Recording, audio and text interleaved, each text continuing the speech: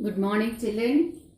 Last class we discussed about all the cell organelles, their functions, how they are helping to the living body. We understood, right? So now today's class we'll see the differences between plant cell and animal cells, right? So today's our topic is differences between, these are the parameters, and we are going to read about plant cells and animal cells, how they are differ, differences between plant cells and the animal cells we are going to discuss now. Okay, first when we come to the each cell organelle we'll take and we'll read. Cell wall, if we see, is it present in animal cell? No, it's not there. Is it present in plant cell? Yes, it's present in plant cell and it's absent in animal cell. And cell membrane, is it present in plant cell? The second one is cell membrane. Yes, cell membrane is present both in plant cells and animal cells. Okay, next we'll come to vacuole. You know what is the meaning of vacuole and where it is present. The function of vacuole in detail we learnt in last class, right? So is this vacuole present in plant cell? Yes, a big vacuole is present. Big vacuole is present in plant cell, whereas in an animal cell the size of the vacuole is small. Small vacuole is present, and here plant cell big vacuole is present. And then we come to the plastids. Are the plastids present in plant cell? Yes, they are present. Three types of plastids: chloroplastids, chromoplastids, leucoplastids. We learnt all this. Are these plastids present in animal cell? No, they are not there in an animal cell. And then we'll come to the Golgi bodies. Golgi bodies, are they present in plant cell? Yes, they are present in plant cell and we are calling them as dictyosomes. Dictyosomes, only the name is different but both the functions are same. So Golgi bodies are also present in animal cells and the plant cells. And then mitochondria. Yes, mitochondria is present in both plant cell and animal cell. Then ribosomes, both present in animal cells and plant cells. What are ribosomes? What is their function? You know very well, help in protein synthesis. And ER, the full form of ER is endoplasmic reticulum, present in plant cell and also present in animal cells. The variation is coming with only three organelles. Those are vacuole, plant cell big vacuole is present, animal cell small vacuole is present. Plastids are present only in the plant cells and they are absent in animal cells. And when we come to the cell wall is present only in the plant cells and it is absent in animal cells. So these are the main differences between plant cells and animal cells. So the most of the other cell organelles are equal in both of the cells and functions are also same. So now when we come to the cell membrane, we already discussed the formation of cell membrane and which cell organelles are helping for the formation of cell membrane we had seen, and where it is present, you know, right? It is formed by proteins and lipids and it is surrounding the cell. We discussed all this. It's surrounding the cell and it is formed by lipids and proteins. Okay. So this is helping, the cell membrane is helping separating the cell from the other surrounding media, and it allows some ions to move in and out. Selectively it is sending ions to move in and out. So it is also known as selectively permeable membrane. This all you learned, right? So now in today's class what are the two methods also we discussed. Through plasma membrane, there are two methods which are allowing the ions to move in and out. So about the two methods we will concentrate today. Those are osmosis and diffusion. Diffusion and osmosis process. Mostly through the cell membrane, osmosis process will take place, right? So how this osmosis takes place in cells, how it's helping to move the ions in and out, that's we are going to discuss in detail now. That we'll see what's the meaning of osmosis, how it's helping in cells to maintain the structure of a cell. That in detail we are going to discuss now. So the osmosis means movement of ions. Osmosis is nothing but movement of ions. Movement of ions from lower concentration to higher concentration. Or else we can also, to understand this, we'll do one small activity. After that, we'll try to define the meaning of osmosis. Before that, we'll do one small activity. To do this activity, you need one potato. Take a potato and peel out nicely. After peeling out, cut this potato into two pieces. Potato peel out and cut into equally two parts, two pieces you cut it. Do this experiment. All these materials are available in your home. So try to do this experiment and understand the osmosis process clearly. It will help you even in that same topic is there in your class 9. So you have taken a potato, peeled out and you made into two equal parts. And down of this potato, cut a small slice because it gives a base and the potato can stand wherever you make it to stand. So bottom of each potato, remove a small slice and from inner side of this potato, remove a small part and make a hole, make like a dish. So it is a potato dish. So two potato dishes you take and name them as A and B. Potato dish A and potato dish B. So what we are going to do now, in potato A, you take some salt solution, which is already prepared salt solution I kept ready. So inside this potato dish, you take some salt solution and you arrange this in a bowl which has half filled water. The water should not come to the upper level of potato. It should be only to the medium level of potato. Potato should not immerse in the water. Take care. The water level should be half of the potato. And after pouring the NaCl solution inside the potato, you mark it. Up to which level you poured the NaCl solution, that salt solution, take a pen and mark here.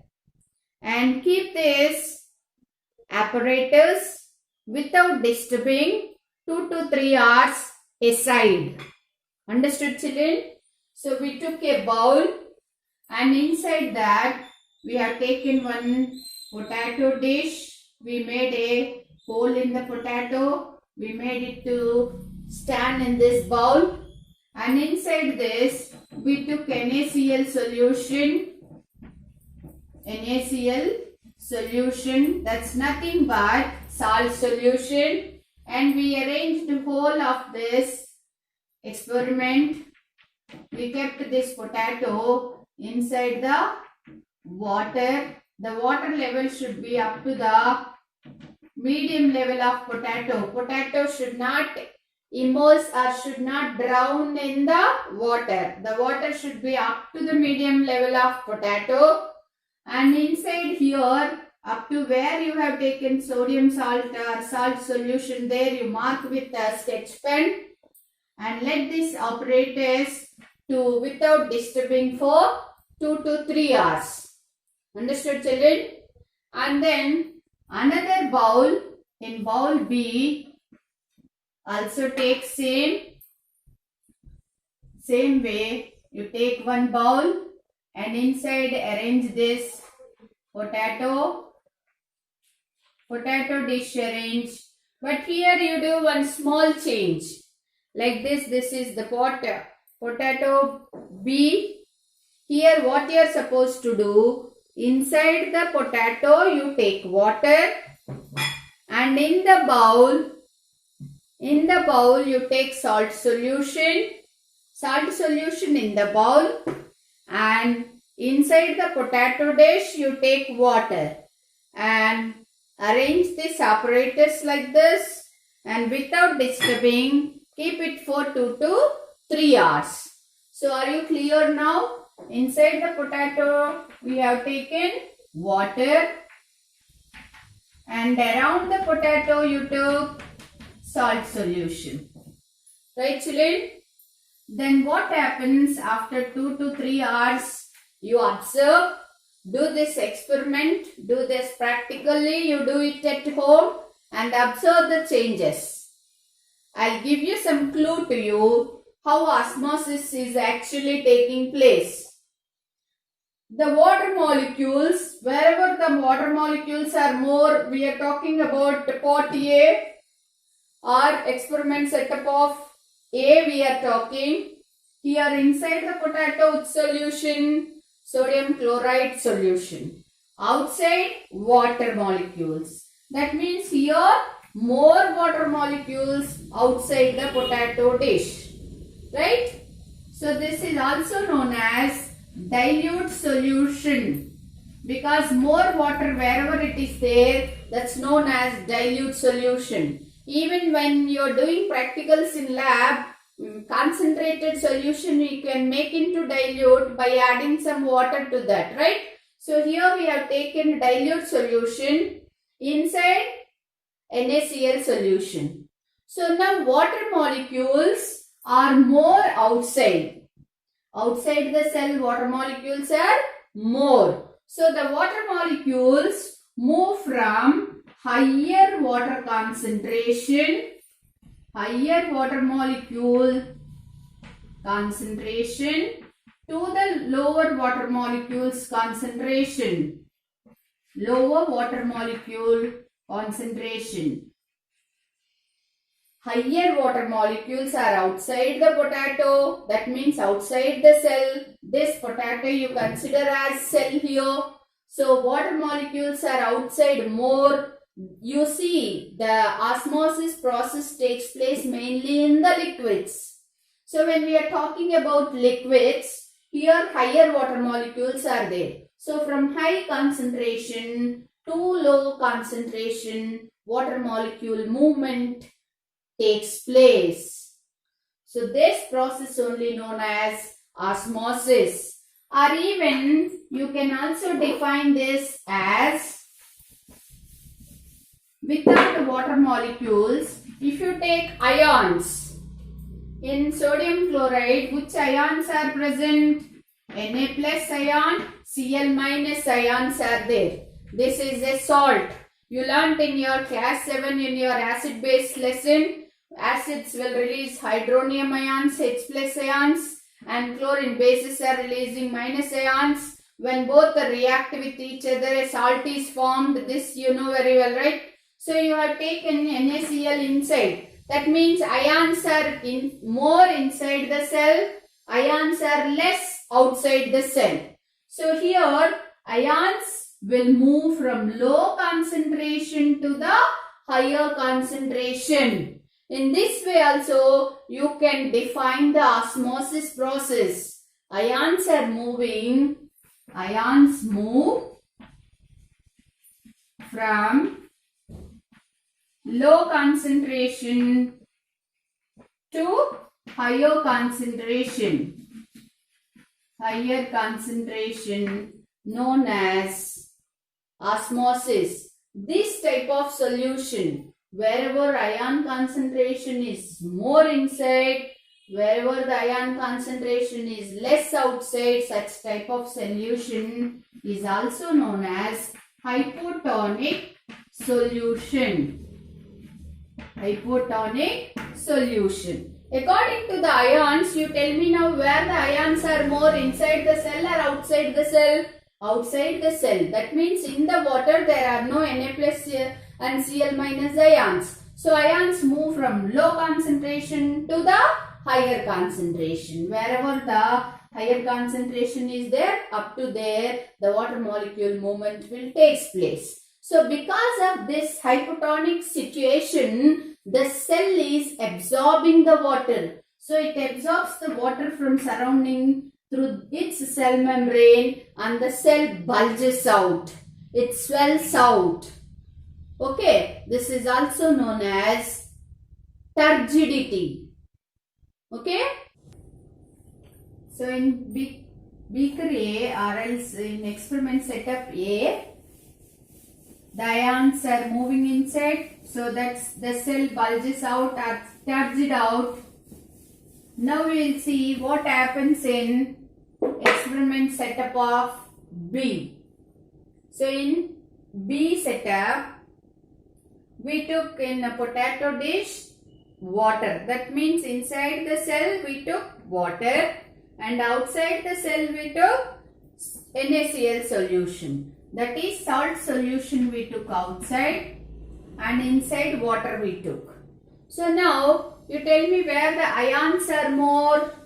Around the cell ions are more and inside ions are less. Okay. So ions move. You know osmosis process moving, meaning of that ions move from lower concentration to higher concentration. That means here movement will take place from inside the cell to the outside the medium. So that it's losing the water. The cell loses the water and it become rigid, shrink. The shell become shrink or rigid.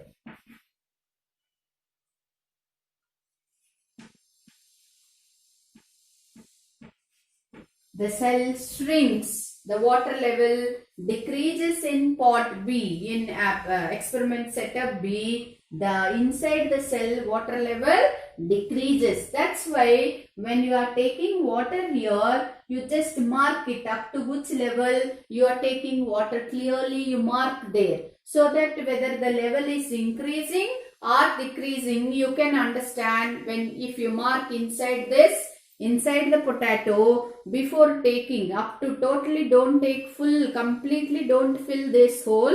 You take just half the water and mark it with a pen, so that whether the water level is increased or decreased, you can understand clearly. So this type of solution known as hypertonic solution.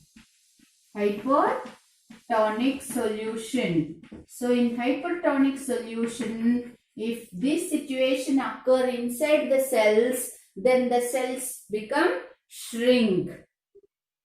Okay, so the water level goes out. And you also did in first video with Kismis, I asked you to do the same experiment you have done, and you might have understood how the movements of ions taking place through cell membrane.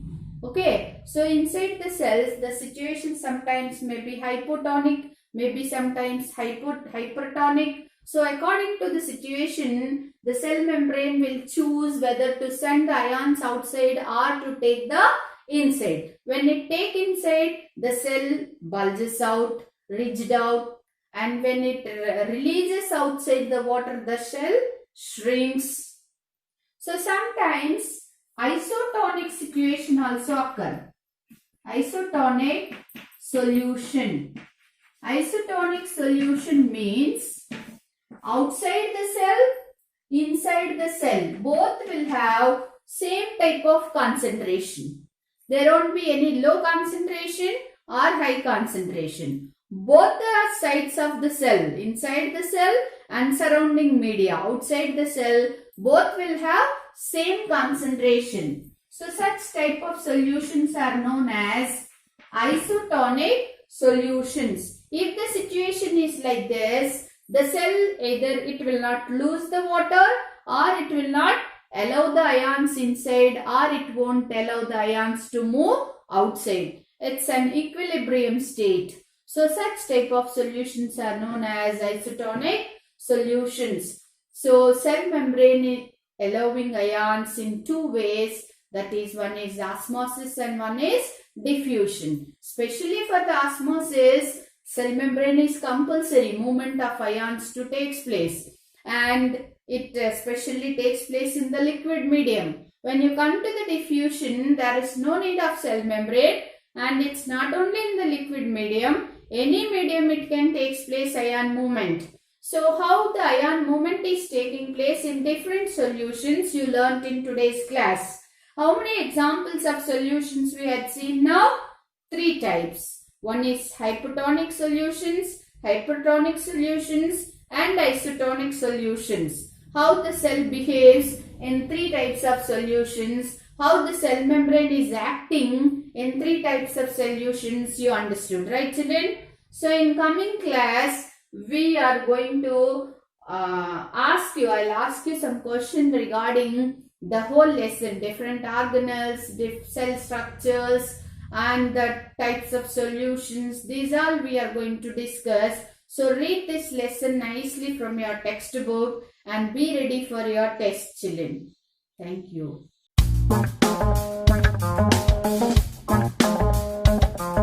I put this yummy gummy through a science experiment that models what happens to a cell in an environment that's more watery than the cell is inside.